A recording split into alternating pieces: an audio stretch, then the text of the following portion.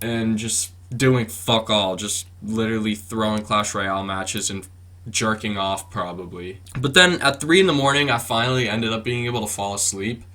And then I woke up in the morning to one of my friends who's in a previous story with me. He was in the Benadryl video with me. He swam with me on my swim team, and so we were gonna give him a ride since this drive was really far away. So I just wake up at 7 in the morning to fucking Beaver. Beaver is just fucking standing over my face.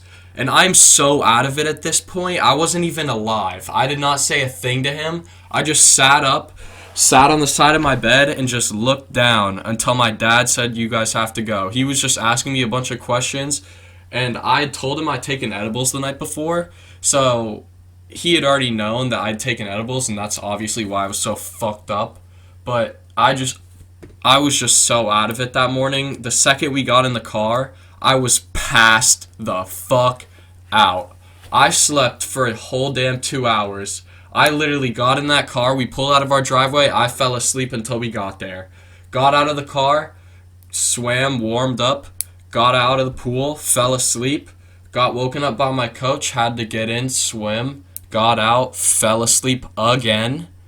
Then I went back, swam another race, got out of the pool, fell asleep, went into the pool, swam again, got out of the pool, used the restroom, left, fell asleep the rest of the ride home. Went back the next day, feeling a little better. I still did really good in the meet, actually. I did really well. I still got first place in several of my events, but, and yeah, that's what happens when I take fucking 500 milligrams of some bunk-ass edibles and then chief my Delta 8 carts. First time taking edibles when all I'm doing is ripping Delta 8 carts.